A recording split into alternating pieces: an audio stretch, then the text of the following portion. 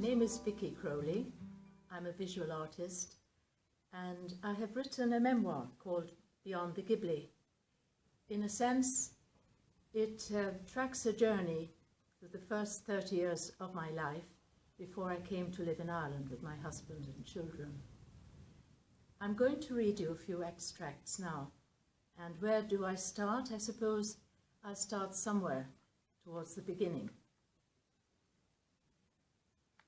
What really constitutes a memory? How does one separate actual memories from hearsay? My earliest memory is always fleeting, swift and elusive. It comes and goes at will. Yet persistent like a gossamer fly, it keeps returning, annoyingly, just out of reach and escaping in an instant. Sometimes it is a mere sensation, a feeling, an emotion, but always evoking a deep response in me. Sometimes it is accompanied by a feeling of breathless claustrophobia that surely stems from the countless times we spent in air raid shelters during the war. The shelters were cave-like spaces that had been hewn out of the limestone rock. They gave refuge to those who flocked there at the sound of air raid warnings. In the dimly lit interiors, an acrid scent of fear and anxiety hung in the stale air above the bodies, huddled close together. I can still recall the constant hum of prayers and litanies that echoed in a monotonous drone with a frightening resonance. I can also remember quite clearly the shrill, urgent wail of the air raid sirens as they warned of imminent danger from the sky. At the sound of these warnings, Mother would rush to the nearest shelter, holding Joe by the hand and carrying me in her arms. These occurrences became so frequent that they became a way of life. It was as if everyone had collectively and philosophically accepted that our lives hung precariously on a flimsy thread, and that one had to be prepared to drop everything and run for cover at a moment's notice. There was a dire scarcity of food on the island due to the bombing of supply ships and the loss of their cargoes. A meal, which would have been acquired with great difficulty, would often have to be abandoned just as it was about to be eaten in response to the strident sound of the sirens. Sometimes the force of the falling bombs would cause a shower of dust, plaster and broken glass to fall down on the food, rendering it inedible. As a consequence, there was a saying in our household that advised one to eat now, as a bomb may fall out of the sky. It remained in our family wisdom for decades after the war was over. Soon after my birth, my father, being very patriotic, had decided to enlist in the British Army in Malta. He was promptly transferred to serve in India, and as a consequence, Mother was left to look after 2 infants, albeit with the support of her own large family. I will now move on to another part. When my father came back from the army after the war. On a day like any other, Joe and I were playing ball in the street with a couple of Joe's friends when an army jeep pulled up behind us. A uniformed soldier was driving the vehicle, and the passenger was an officer. We stared at him as he alighted and stood looking around the street. He looked very smart in his uniform, as his shoes and his buttons shone brightly in the sun. He wore a peaked cap and had a swagger stick. We all stared at him as he walked towards us. "Hello," he said to Joe. "What's your name?"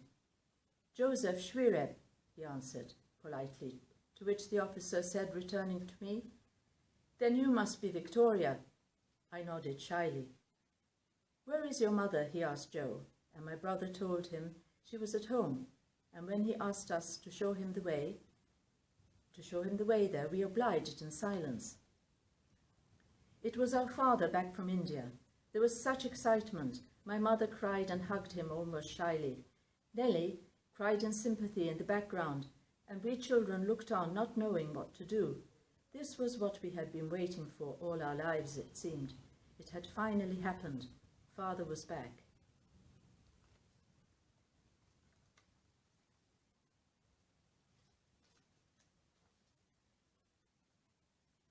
I moved forward again to a part where I had been sent to boarding school, which was quite a common thing in those days, at a very young age. On arrival at the convent, pupils first checked in at the porter's office and then proceeded to the dormitory in order to put away any bags of clean laundry, coats and hats before putting on the obligatory tabard apron that was worn over the uniform to keep it clean. The only times that we didn't have to wear it was when we went to Mass, assembly, or for other formal occasions. A large carob tree grew in the yard where we played at recreation times. Huge shiny brown pods that tasted of chocolate hung from its branches in great numbers. A big mulberry bush, which was periodically covered with silkworms, also grew in the yard. We used to chase each other with the little worms, which we tried to put on the heads of whoever we caught up with, to get girlish shrieks. It was here one day, during recreation time, that I decided to run away from school. I had reached a point when the constant cruelty of Mother G was too much to bear. She had recently decided that I should not play or talk with my best friends, that I was to be reported if I disobeyed this order. It seemed to me that this was the last straw. I could not continue to endure this treatment. I'm still amazed so many years later at how I managed to carry it off. I only told my best friend Natalie what I was planning to do. She tried to dissuade me from running away, but I was adamant. She was sworn not to tell anyone what I was about to do. If asked in class where I was, she was to say I had gone to the toilet. Hiding in the cloakroom after recreation, I waited until everyone had gone into class. I took off my apron and hid it away under a bench. Then I cautiously went out of the back door and made my way, always crouching under the high windows and keeping in tight against the walls, to the front of the building, as it was the only way out. My heart was thumping violently in my chest and I could hardly breathe. I was driven by an inner need to succeed, which gave me a courage that I never knew I had. I then consciously calmed myself, and continuing in this manner, I proceeded to the drive, going from shrub to shrub until I finally reached the gates. Having got this far without being spotted, I straightened up and calmly walked out as if I was authorized to do so. Not wishing to attract any attention by running, I walked out purposefully and made my way down the hill to the bus stop on the coast road below. I was now feeling quite elated. This had been much easier than I had expected. Reaching the bus stop on the seafront, I knew what I had to do next. I knew that it would attract attention if I were to travel by bus, and having no money for the fare, I should stand beside a couple as though I was with them. In those days, children travelled free of charge when with their parents. That was exactly what happened. I sat on a free seat and nonchalantly looked out of the window, putting on an expression of dreamy indifference. So far, so good, I told myself. I got off at a bus stop on Tower Road. It was close to Casa Side, and I walked up to our flat, but when I knocked on the door, no one was at home. This did not worry me too much, as I knew that I could always go to Paula instead. To do this, however, would mean that I would have to take 2 more bus rides. I would first have to get a bus to Valletta, bus terminus, and then change to another bus that went to Paula. I achieved this without any hitches by using the same tactics as before. The buses in those days were of different colours, which at a glance would indicate where they were going to the island. Coincidentally, both the Slima buses and the Paula ones were green, but I knew this already, and I knew exactly where to go. So all the buses were piously decorated in elaborate lettering They might read, "Sacred Heart of Jesus, pray for us," or "Mother Mary, Mother of God, protect us." There were holy statues, lights, and garish tassels and football banners. As my bus whined convulsively on its journey, I considered my position carefully. I got off at the bus near the prison in Paula, where I paused cautiously for a while in order to think things through. I then walked on to Paula Square, having decided that in all probability I would be sent immediately back to school by Grandma and my uncles if I went to their house on Cospiqua Road. By now things would have evolved so much that there was no turning back, not yet anyway. Then I had a brainwave. I would go to Great Aunt Lottie's house and present myself there. She was always asking me to come and visit her, after all, I reasoned to myself, carefully avoiding the possibility of meeting any of my uncles and aunts by taking a route that went behind the monumental church in Paula. I proceeded to Lampuca Street. I soon reached the house, with my heart racing. I stretched up to reach the highly polished bell, which I pulled with mixed feelings. It was Auntie Katie who opened the door. She looked at me quizzically and unsmilingly as usual, as she flared her nostrils suspiciously at me. Then, when an imperious voice came from within asking who it was, Katie replied that it was May's daughter. The book follows my travels through Malta, Gibraltar, East Africa, West Africa, and countries like Sierra Leone and Cameroon. And I describe a lot of adventures we had. Some of them are funny and some of them were quite dangerous. But I'll just read you one or two fairly funny bits. It was whilst I was painting at the dining room table one night that I had a close encounter with a massive bush spider. Don was reading in the sitting room end of the open plan living area. I was working at the other end. The children were asleep in bed, and the only sounds to be heard were the bullfrogs and the crickets outside. I was engrossed in my work, and I could feel a light tickling on my leg, which I shook automatically. "I've finished, Don. Do you want to come over and have a look?" He put down his paper and glanced over to me. "Don't move, Vicky," he shouted. At this, I shot off my chair and sprinted to the other end of the room.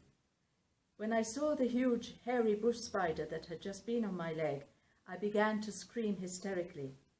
The night watchman on his rounds burst through the French window and immediately started whacking the spider with his machete. It jumped around until he managed to kill it. He left it on the veranda where, even in death, it still looked menacing.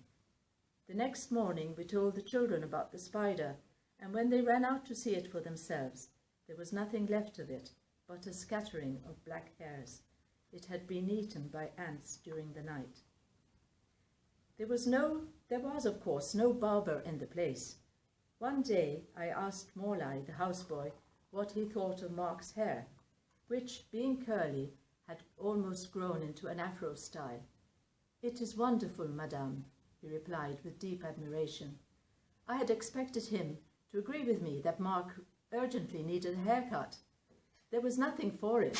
I would have to do the job myself.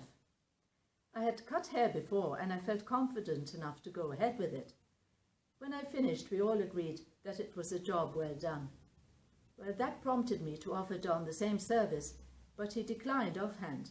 I was still feeling miffed by the rebuff when Don informed me that a fitter on site also cut hair. I responded with cool indifference. Don had seemingly arranged for the fitter to come to our house the following Saturday to give him a haircut. In a place like Masimbi, where little ever happens, such an appointment might be considered an interesting episode. The children and I, along with the houseboys, all lined up along the veranda to watch the fitter as he laid out his equipment on a coffee table. Don sat comfortably on a chair, a white cloth draped over his shoulders. Having received his instructions the barber cum fitter commenced his task. Not a word was said as the scissors snipped away for what seemed to be a very long time. At last, the man pulled away the cloth and offered a mirror so Don could admire his handiwork. On seeing him, Don let out a roar and lunged at the fitter, who leaped over the veranda, leaving his tools behind. I couldn't help myself from laughing, as it was really very funny. There were clumps cut out of Don's hair which exposed his scalp as if he was suffering from some awful disease. Seemingly, the fitter had never cut European hair before. Well, we had a whole load of adventures, and some of them were quite dangerous. We were held at gunpoint on the airport in Sierra Leone when there was a very serious coup d'etat, and we were very lucky to catch a flight out eventually with no luggage. But, you know, it was wonderful, and I enjoyed my memories, and I've written them down. And when we arrived in Barna, in the west of Ireland, and made up our home there, I thought, well, I'd better start putting these down on paper so that these memories can be shared and not be forgotten. I hope you enjoy them.